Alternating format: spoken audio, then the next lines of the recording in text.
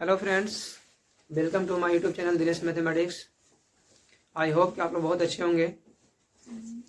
तो इससे पहले वाला वीडियो में हम लोग प्रश्नावली 1B को क्लियर किए थे। अगर आप वीडियो नहीं देखे होंगे तो इसके डिस्क्रिप्शन बॉक्स में आपको लिंक मिल जाएगा, वहां से जाकर देख सकते हैं। आज हम क्लास स्टार्ट कर रहे हैं प्रश्नावली 1C।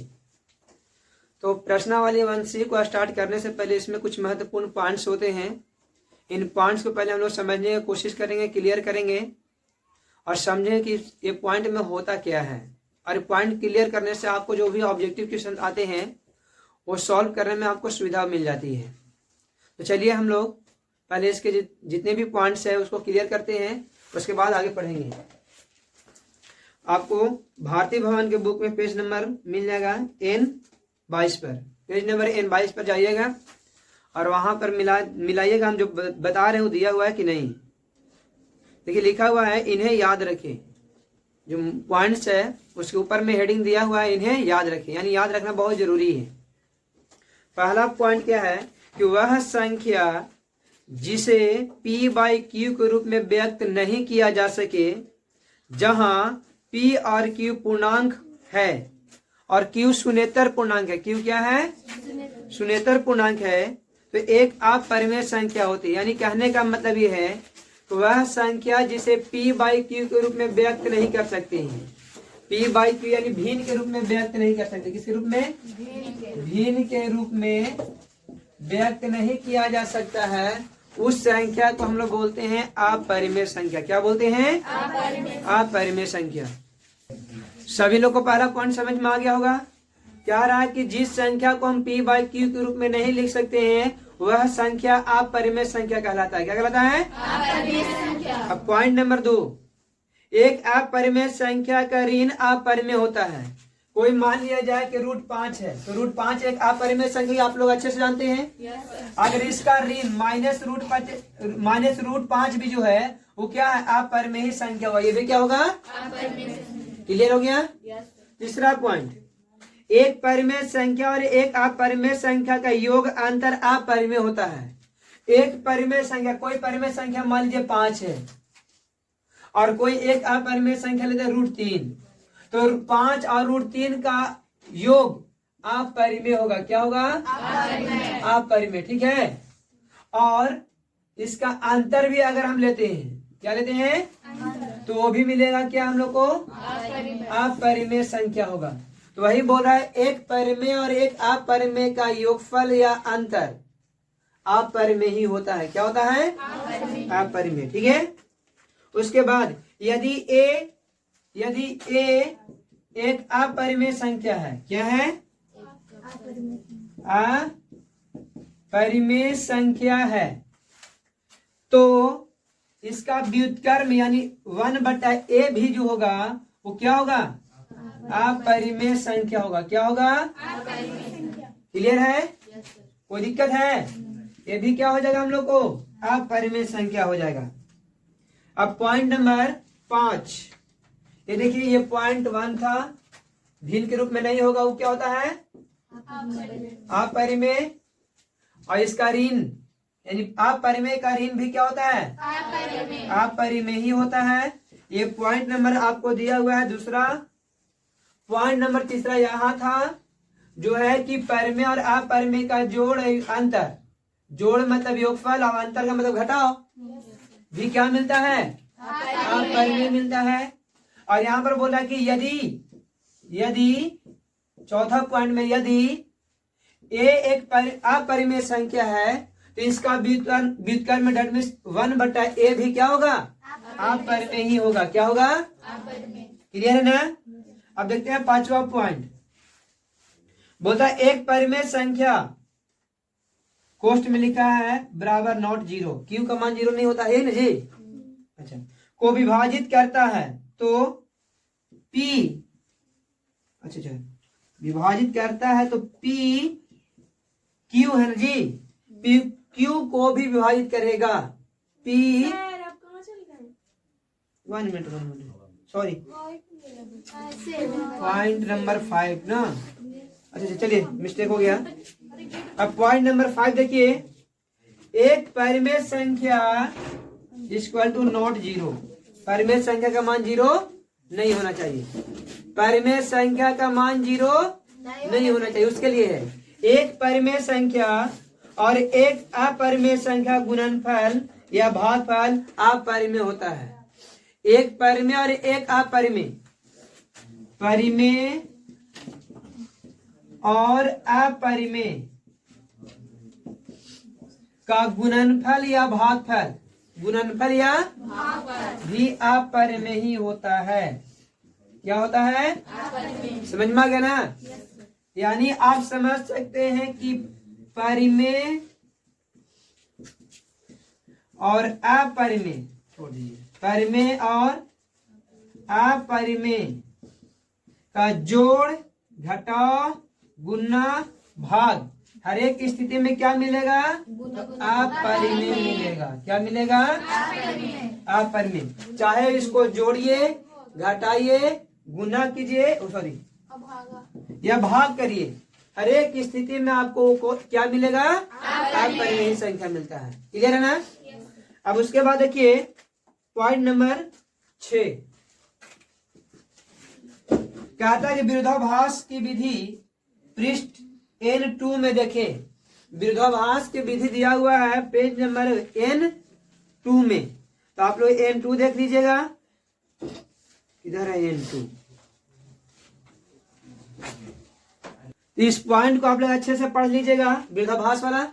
उसके बाद है 7 में, पॉइंट नंबर 7 क्या कहते हैं? यदि अभाज्य संख्या P, कोई अभाज्य संख्या P है, P Q square, P Q square को विभाजित करता है। यदि P जो है क्यू स्क्वायर को विभाजित करती है तो P भी Q को विभाजित करेगा। याद रखिएगा, यदि P क्यू स्क्वायर को विभाजित करता है तो ये वाला P Q को भी क्या करेगा? विभाजित करेगा। जैसे में मान लिया जाए कि यहाँ पर 15 है, 5 15 को विभाजित करता है कि नहीं करता है? ये 15 के स्क्वायर ले लीजिए, 5 15 के स्क्वायर को विभाजित करेगा? नहीं करेगा? करेगा। इसका बताइए कितना होता है जी? अगर इसको देखा जाए वर्ग तो 225। क्या 5 से विभाज्य नहीं है? तो इस 5 से इसका वर्ग नहीं था तो ये भी विभाज्य होगा। ये वाला भी क्या होगा? यानी 15 भी विभाज्य होगा। जब 5 से 15 का स्क्वायर विभाजित है तो इसी 5 से ये 15 भी विभाजित होगा। क्लियर है? Yes sir. उसके बाद अब पॉइंट नंबर 8 देखिए। पॉइंट नंबर 7 समझ में आ गया ना? पॉइंट नंबर 7 में था यदि P क्यू स्क्वायर को विभाजित करती है तो P भी Q को विभाजित करेगा।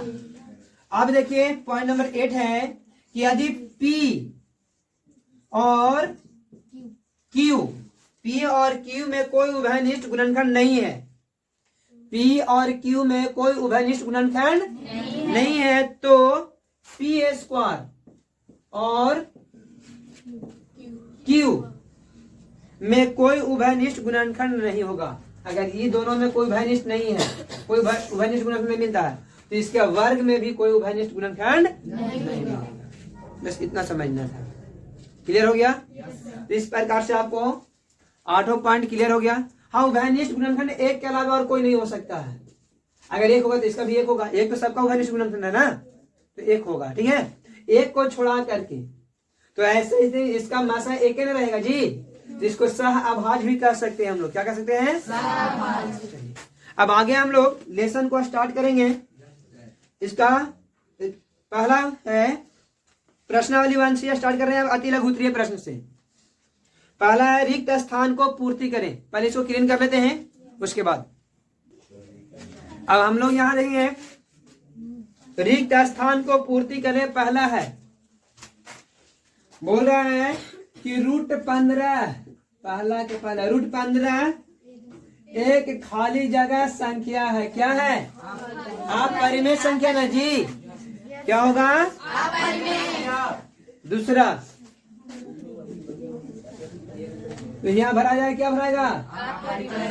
अपरिमेय भराएगा। ठीक है, उसके बाद दूसरा है कि -2 रूट 2 और √3। तो आप परिमेय और आप परिमेय का भाग भी क्या होगा? ये भी क्या हो गया? बोलिए कोई दिक्कत? तीसरा पॉइंट 4 + √11। देखिए ये परिमेय और ये क्या है? अपरिमेय। तो अभी बताए थे कि परिमेय और अपरिमेय का जोड़ घटाव गुना भाग क्या होता है? यहाँ क्या भरा जाएगा? बोलिए कोई डाउट है? अगला पॉइंट चौथा 1/√5। एक है क्या है? परिमेय। अपरिमेय का भाग भी क्या होगा? अपरिमेय होगा। क्या होगा? अब देखते हैं पांचवा 5√8/√2। देखिए सबसे पहले ये वाला से कट गया कितना बार में? 4 बार में। तो 5 4 का वर्गमूल कितना? 2। तो 5 दूनी कितना हो गया? 10 परिमेय है कि अपरिमेय? यहाँ भर देंगे परिमेय। क्या भर देंगे? तो इस प्रकार से आपको पांचों क्वेश्चन पहला का सॉल्व हो गया है ना। अब हम लोग देखेंगे यहाँ पर लघु उत्तरीय प्रश्न क्वेश्चन नंबर 2 से। ठीक है, पर इसका स्क्रीनशॉट लीजिए आप लोग। अब यहाँ पर देखिए इसका लघु उत्तरीय प्रश्न जो है वो आपको एग्जाम के दृष्टि से बहुत ही इंपोर्टेंट होने वाला है। तो सबसे पहले आपको यहाँ पर जो भी बात हम बोलेंगे उसको ध्यान से सुनिएगा और इसको समझने की कोशिश कीजिए, क्योंकि ये जो है आपको एग्जाम में कम से कम 3 से 4 नंबर देके जाएगा। एक क्वेश्चन तो 100% पूछेगा ही, एक क्वेश्चन इससे आने ही वाला है।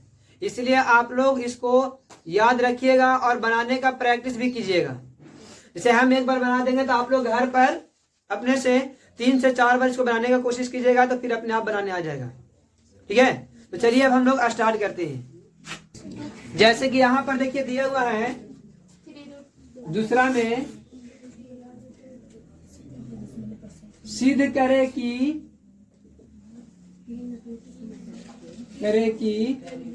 3√2 क्या है? अपरिमेय है।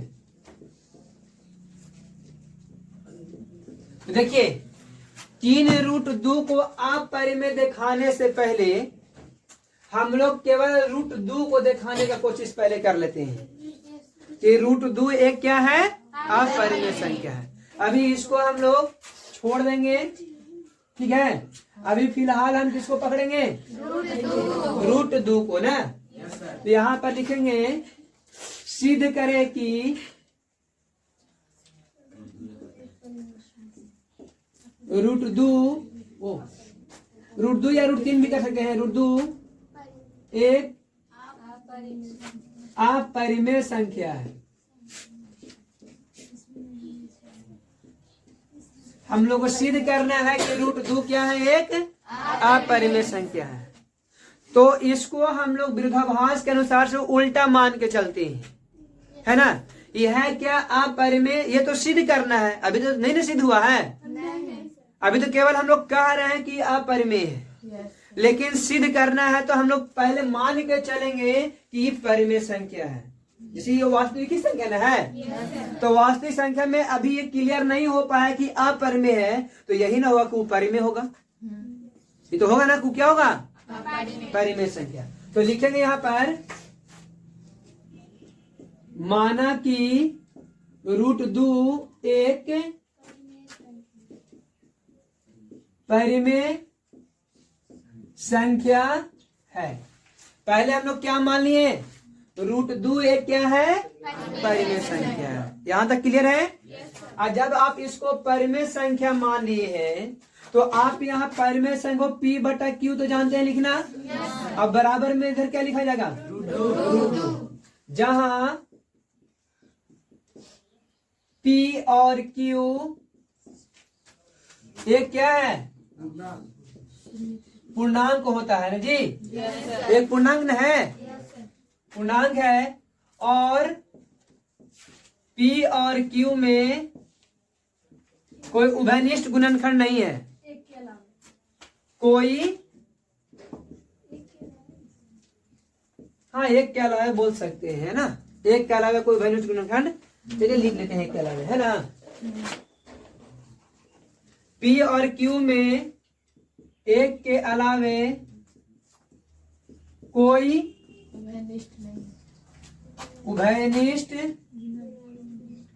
उभयनिष्ठ मतलब समझ में आता है ना आप लोग को, जो दोनों में मौजूद हो। जो दोनों में मौजूद हो। सर्वनिष्ठ भी इसको बोलते हैं, सब में मौजूद हो, है ना। तो उभयनिष्ठ गुणनखंड नहीं है ना, ठीक है। इन दोनों में एक के अलावे कोई उभयनिष्ठ गुणनखंड नहीं होगा। अगर एक के अलावे उभयनिष्ठ गुणनखंड आ जाएगा, एक के अलावे कोई उभयनिष्ठ गुणनखंड आ जाएगा, तो हमारा मानना फिर गलत हो जाएगा ना। Yes sir. हमारा मानना क्या हो जाएगा? गलत। तो वहीं से हम लोग यहाँ पर लाएंगे कि एक के अलावे भी कोई उभयनिष्ठ गुणनखंड है, यहाँ पर लाना है हम लोग को ना। तो अब आगे चलेंगे, हम लोग क्या करेंगे कि इसको हम लोग सबसे पहले करते हैं दोनों तरफ वर्ग करने पर। दोनों तरफ वर्ग करने पर लिखिए, लिखेंगे ना, दोनों तरफ वर्ग करने पर। चलिए वर्ग कीजिए तो क्या होगा, तो आपको मिलेगा पी स्क्वायर बटा क्यू स्क्वायर। यहाँ से सर पर से टोपी हटना जाएगा इसका। yes, क्योंकि रूट 2 का स्क्वायर पूरा 2 होता है। yes, तो अगर आप लोग चाहते हैं तो इसको ऐसे लिख लीजिए। थोड़ा इसमें क्या होगा कि एक स्टेप बढ़ाना होगा, तो होगा पी स्क्वायर बटा क्यू स्क्वायर बराबर में केवल कितना हो गया 2। अब देखिए पी स्क्वायर क्यू स्क्वायर को विभाजित क्यू स्क्वायर पी स्क्वायर को विभाजित 2 बार में कर रहा है ना। Yes sir. अरे ये पी स्क्वायर जो है क्यू स्क्वायर से 2 बार में विभाजित हो रहा है कि नहीं हो रहा? हो रहा है। जैसे में आप लोग लिखते हैं 8 बटा 4 बराबर 2। तो 4 से 8 2 बार में विभाजित है। 4 से 8 2 बार में क्या है? तो सेम उसी प्रकार से लिख सकते हैं ना कि पी स्क्वायर जो है क्यू स्क्वायर से 2 बार में क्या है? विभाजित हो रहा है। तो पी स्क्वायर का एक गुणनखंड कौन होगा? 2 नहीं है। तो ये समझ में आ रहा, पी स्क्वायर का एक गुणनखंड 2 है, क्योंकि पी स्क्वायर क्यू स्क्वायर से विभाजित है। yes, जैसे में यहाँ भी हम बता रहे थे ना, 24 3 से विभाजित है कितना बार में? 8 बार में। तो 24 का एक गुणनखंड 8 है कि नहीं है? तो जब ये इससे विभाजित है तो ये भी इससे विभाजित होगा 3 बार में। जब 3 से 24 विभाजित 8 बार में, तो 8 से 24 भी क्या है? यहाँ लिख सकते हैं ना, पी स्क्वायर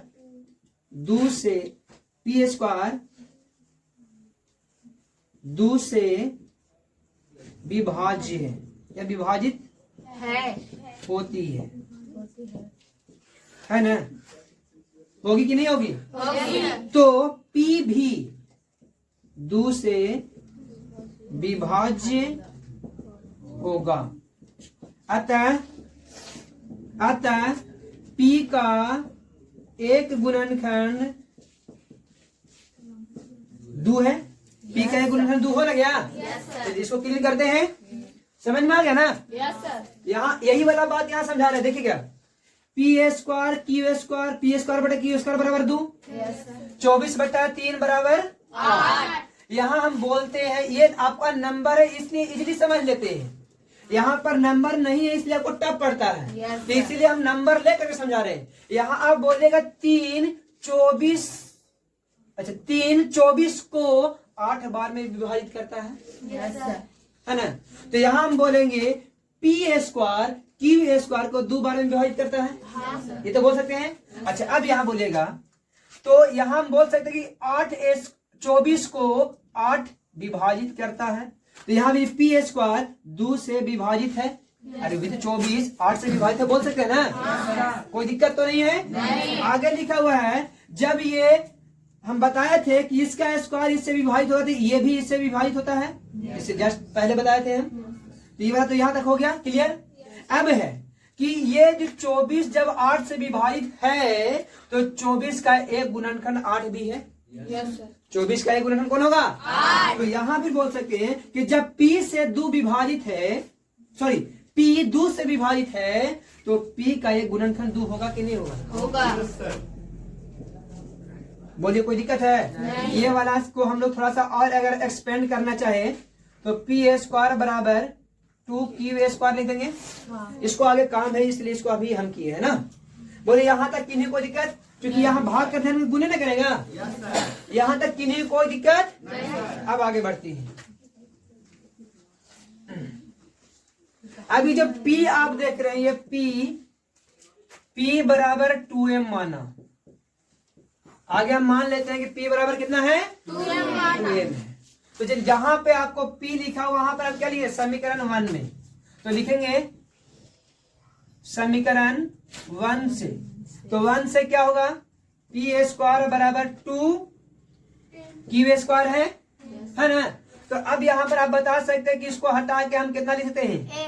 2m ना माने हैं। अब यहाँ पर स्क्वायर तो यहाँ भी क्या देंगे? अब बराबर में कितना? 2q² और अच्छा समझ में ना? चलिए बहुत अच्छा। तो यहाँ पर आप क्या लिख सकते हैं? 4m²। अब बराबर में 2q² कितना बार में कटेगा? 2 बार में। अब देखिए कुछ मिल रहा है आपको। 2 बराबर है q² बटा m² के है कि नहीं? अगर इसको आप अच्छे से लिखें 2 को हम इस पार भी लिखा सकते हैं, कोई दिक्कत नहीं है। नहीं ना है। अब सेम यहाँ वाला कंडीशन आ रहा है कि नहीं आ रहा है? आ रहा है। आ रहा है ना। तो यहाँ बोल सकते हैं कि q² m² से 2 बार में विभाजित है। ये q² किसको कहा हुआ? चलिए अब यहाँ पर देखिए, जो कंडीशन इसके साथ था वही कंडीशन इसके साथ आ गया। तो अब यहाँ भी कह सकते हैं ना, जैसे यहाँ लिखा हुआ है P ऊपरे था तो P लिखे हैं, यहाँ ऊपर में क्या है? तो q² 2 से क्या है? विभाजित है। फिर यहाँ समझाना पड़ेगा विभाजित विभाजित है। अच्छा, तो उसी प्रकार Q भी 2 से क्या होगा? विभाज्य होगा। कोई दिक्कत है क्या? अतः Q का एक गुणनखंड कितना है? 2। अब थोड़ा सा आप लोग गौर कीजिएगा बाबू, यहाँ लिखा हुआ है कि इसको हम परिमेय संख्या माने थे P बटा Q, जहां P और Q एक पूर्णांक है। यहाँ तक तो कोई दिक्कत नहीं है, लेकिन अगर आगे पढ़िए थोड़ा सा डिफरेंस मिलेगा। बोला कि और P और Q में एक के अलावे कोई उभयनिष्ठ गुणनखंड नहीं होना चाहिए। और यहाँ देखिए तो P और Q में एक के अलावे दोनों में 2 सर्वनिष्ठ गुणनखंड है कि नहीं? है। दोनों में 2 गुणनखंड आ रहा है कि नहीं आ रहा है? आ रहा है। कोई दिक्कत है क्या? तो जो हम माने हैं वो विरोधाभास से सही है गलत माने हैं? गलत माने हैं। तो जब इसको माना हुआ परिमेय था और गलती मान लिया तो दूसरा क्या होगा? अपरिमेय। अब चलते हैं पुनः यहाँ ध्यान से देखिए तो P और Q का उभयनिष्ठ गुणनखंड कितना है? 2 है। 2 है जी। ये दोनों से अगर चलेंगे तो दोनों का उभयनिष्ठ गुणनखंड है ना। अतः हमारा मान्य क्या है? गलत है। इसीलिए √2 एक अपरिमेय संख्या है। क्लियर हो गया? चलिए आप लोग इसका एक स्क्रीनशॉट ले लीजिए, फिर आगे हम बताते हैं। अब हम लोग को यहाँ सिद्ध करना है कि 3√2 एक अपरिमेय संख्या है। तो आप लोग जिस तरह से √2 को अपरिमेय सिद्ध किए, √3 के भी कर लेना है, √5 को भी कर लेना है, √7, √10, √11 सब जो होता है ना, वो सब अपरिमेय, उसको आप लोग अपने से सिद्ध कर सकते हैं उसी प्रकार से। तो आप लोग तो जान गए अब कि √2, √3, √5, √6 भी है ना। तो 6 को ज्यादा देता नहीं ऐसे। √7 हो गया, रूट 11 हो गया। ये सब क्या है? अपरिमेय संख्या। ये सब क्या है? रूट 13, ये सब क्या है? अपरिमेय संख्या। ये तो मालूम हो गया। इस प्रकार से सिद्ध कर, जिसे हमने किए ना अभी रूट को, उसी पर पूरा को सॉल्व कर सकते हैं हम लोग, नहीं? अब देखिए यहाँ ध्यान से बोलता है कि इसको सिद्ध कीजिए कि क्या है? अपरिमेय संख्या। तो हम लिखेंगे फिर यहाँ, माना कि 3 रूट 2 एक परिमेय संख्या ए है। परिमेय संख्या ए है। तो आप लोग क्या लिख सकते हैं यहाँ पर?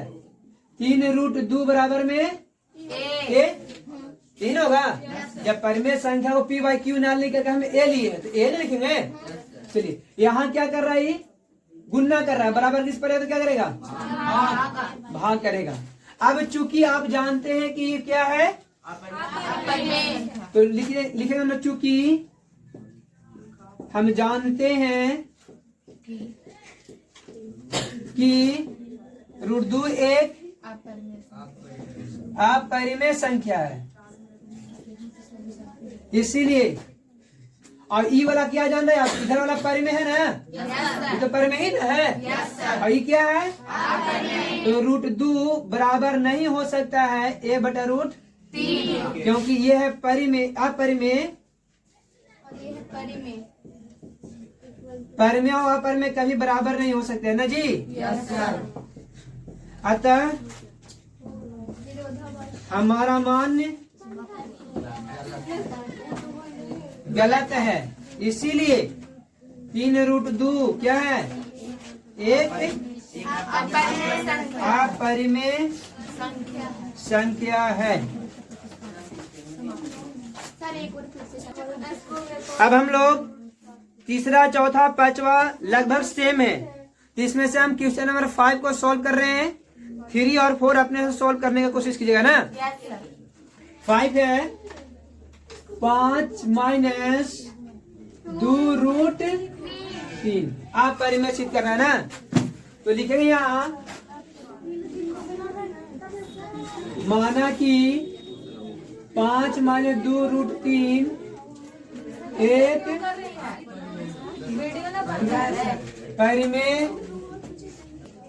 परिमेय संख्या ए है। ए बी कुछ भी मान सकते हो, आप लोग की मर्जी है, ठीक है। तो चलिए यहाँ लिखेंगे 5, या ए बराबर लिख सकते हैं ना इसे। ए बराबर 5 माइनस 2 रूट 3। चलिए यहाँ पर क्या करेंगे हम लोग कि इसको इधर लाते हैं, तो 2 रूट 3 हो जाएगा प्लस में, और 5 और प्लस में उधर है तो माइनस में। अभी 2 क्या कर रहा है? इधर आएगा तो क्या करेगा? भागे ना करेगा। तो बोलो ये परिमेय है। ओ सॉरी, ये पूरा क्या है? परिमेय संख्या है। और ये वाला परिमेय ही संख्या ना है। और ये वाला क्या है? यहाँ दिया, चूंकि हम जानते हैं कि रूट 3 एक अपरिमेय संख्या है, इसीलिए रूट 3 बराबर 5 माइनस ए बटा 2। तो ये क्या है? अपरिमेय। और इधर वाला क्या है? परिमेय। तो परिमेय और परिमेय कभी बराबर हो सकते हैं? ये दोनों बराबर है तो ये भी बराबर नहीं। अतः हमारा मान्य गलत है। इसीलिए 5 माइनस 2 रूट 3 एक अपरिमेय संख्या है।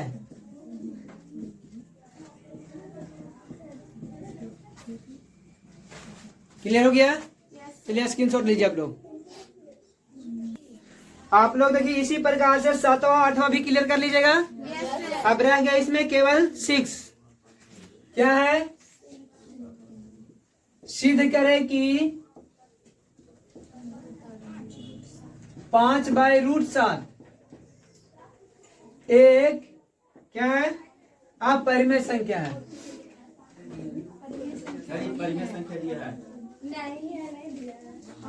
ये में परिमेय संख्या नहीं, मतलब आप परिमेय संख्या है, यही ना। तो चलिए देखिए, माना कि 5/√7 एक परिमेय संख्या m है। अब क्या मान लिया यहाँ पे m, तो यहाँ पर हम लिख सकते हैं 5/7√7 ना जी, बराबर m। यहाँ गुना करेगा यानी कि भाग करेगा, तो 5/m हो जाएगा, और यहाँ पर √7 इधर आ जाएगा। आ रहे ना जी, ये वाला यहाँ, ये वाला ट्रांसफर तो किए सिर्फ, है ना। तो ये वाला क्या जाना लोग, परिमेय संख्या जान रहे हैं। इधर क्या है, परिमेय, और इधर क्या है, यहाँ लिख दीजिएगा, चूंकि हम जानते हैं कि ये वाला क्या है, √7 एक अपरिमेय संख्या है। क्या है, तो परिमेय अपरिमेय कभी बराबर होता है, ये दोनों बराबर नहीं होगा। अतः हमारा मान्य क्या हो गया, गलत है। इसीलिए 5/√7 एक अपरिमेय संख्या है, या लिख सकते हैं कि 5/√7 एक परिमेय संख्या नहीं है। परिमेय संख्या नहीं है, अपरिमेय संख्या है लिखा गया ना। तो इस प्रकार से आपका ये पूरा लेसन समाप्त होता है। चलिए, अगर वीडियो अच्छे लगे हो तो मेरे यूट्यूब चैनल को सब्सक्राइब करें और अपने दोस्तों के पास जरूर शेयर करें। Thanks for watching.